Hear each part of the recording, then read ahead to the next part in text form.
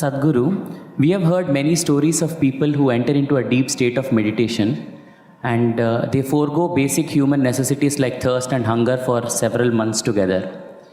But science says that a person can die within 10 days of not drinking water. So can you please explain us how such a state of metabolism can be attained? For this you will have to bend your mind a little bit, because it's not in your textbook like this. Just day before yesterday, somebody sent me a message from the yoga center. There is something called as Jnana Linga. This happens very often, but this happened to a foreign national, so the message came to me little concerned. So this person went and sat in Jnana Linga at 7 o'clock in the morning, because everybody gets only a 15-minute slot to sit there because of the number of people. She sat there at 7 o'clock in the morning. She did not move till 3 p.m. How many hours is that? 3 plus 8 hours. She just sat there unmoving. She didn't realize that she's sitting that long. She thought she's going to sit for a 15-minute slot. So they sent a message to me, Sadhguru, like this, she's not moved, should we disturb her? I said, leave her alone, it's okay. Like this it happens. Once it happened, I sat down, way back. I thought, this was new to me also at that time, I thought I'm going to… I sat there for 25–30 minutes. When I opened my eyes, a huge crowd in front of me in a village, garlands around my neck, they're all trying to pull my legs, in India, India being what it is. And the moment I open my eyes, somebody wants to know about his business, somebody wants to know when his daughters will get married, all kinds of things. Then I say, where did all you idiots come from? They say, you've been sitting here for 13 days. And so, what happens in the system? That's what you're asking. See, right now, I'm speaking. If you check my pulse, it's somewhere around 55, 58 in that region. If I simply sit quietly, it'll drop below 40. If I simply sit down and I'm doing something without interaction, talking, moving, if I simply sit, it'll drop below 40. Now this is at ease. This will not build any unnecessary friction inside. So the amount of energy it consumes is very low. All of you medical students, you know this, 20% of the energy in the body is consumed by your brain, though it is hardly a pound and a half at the most. So, this much body is consuming 20% of the energy. This much body is consuming only 80%. If you compare this and this in weight, what, it's 50 times more, much more.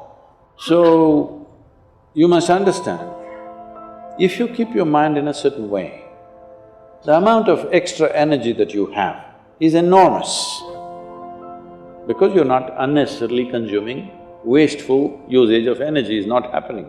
This is true with every system. Whether it's a car, whether it's a machine, whether it's anything, how friction-free it is running, that much energy will come down, isn't it? Anything that's happening with big friction will consume enormous amount of energy. So physiologically, psychologically, energy-wise, if you bring friction-free function of your system, metabolism will drop and you will function very efficiently, because when you want to pitch it up, you have a whole range to pitch it up. When you want to lower it, it's there. Right now, the range that most people are carrying is very, very small. If you push them into activity, they will get totally tired out.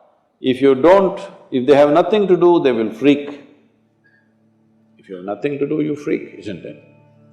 So in this condition, it'll not go down. Now, everything that you consume is higher simply because you're at a higher RPM, that's all. We can Within 3 days, we can teach you a simple form of meditation, which will bring down your metabolism by approximately 24%. This is the highest drop that you can have in conscious states of meditativeness. If metabolism drops beyond that, you will not have any sense of body. If you sit here, you have no sense of body. It is from this that a yogi is sitting.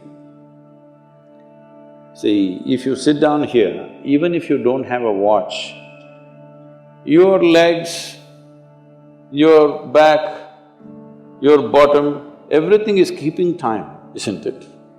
Hello? You don't need a watch. If you sit here for 3 hours, you know you need to get up. Body knows. So, someone is sitting for hours or days because there is no sense of body.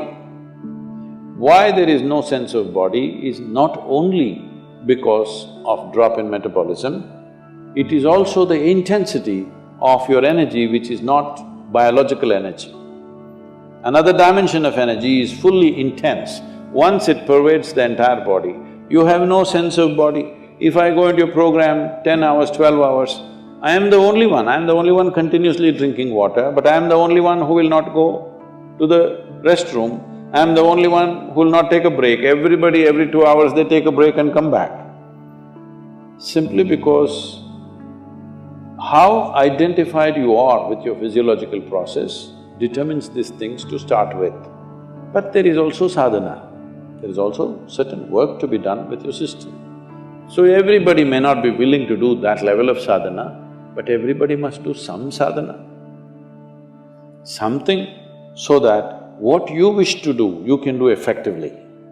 Whatever it is in your life you wish to do, you must be able to do it as well as you can. What the hell you do is not my concern, but whatever the hell you're doing, you must do it well, isn't it? Hello? You must do it well. That's very important for a human being, that we must do it well. So for this, it's very, very important that your own body and your own mind is not an impediment. Your own body and your own mind doesn't trip you all the time. There must be platforms on which you stand. Right now, people have sunk into it. See, this is a platform, it's good.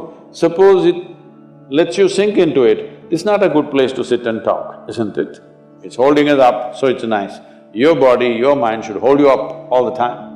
If that happens, your dependence on the outside will come down. And also, water is not always consumed through the mouth. Body consumes water in so many ways. If you activate the system in a certain way, it consumes energy. See, right now you're eating food, drinking water, breathing air, everything for what? To generate energy.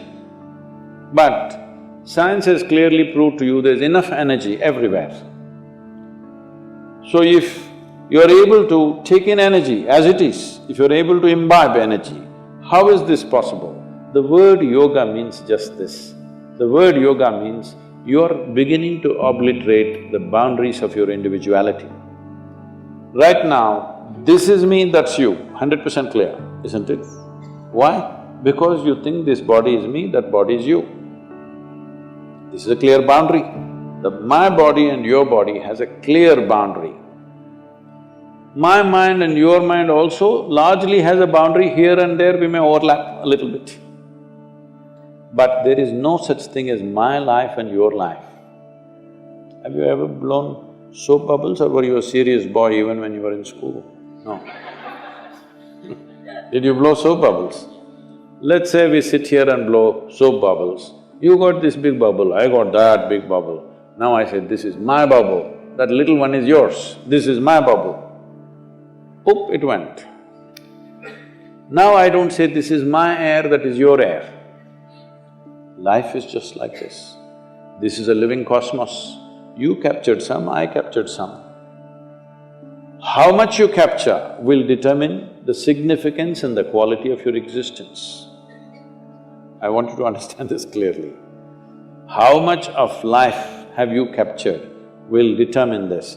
You may have a big brain, You may have a huge intellect, you may have a lot of knowledge, but you will not still live a significant life. Only if you capture a lot of life, if you're a big bubble, then it's significant. If you have a big body, other people may look at you and say, he's very big, but within you, that'll not be the experience. If you have a big brain, people think, oh, he is very smart, but within you, you will not have a significant life. Only if you capture a huge amount of life within you, then if you sit here, simply if you sit here also, it's too fantastic. When it's like that, whether you open your eyes, close your eyes, whether you do something, you don't do something, it doesn't really make a difference to you. Only then you will live in the world as not being a vested interest, because what you do and do not do, what happens to you and does not happen to you, does not determine the quality of your life. That is when we can really trust you, isn't it? Otherwise we don't know why you're doing the surgery. I mean, these question marks have come, isn't it? Can I tell you a joke? A man went for a surgery, he needed a surgery, so he went to the doctor. Doctor said, this is in United States, so doctor said it'll cost you $36,000.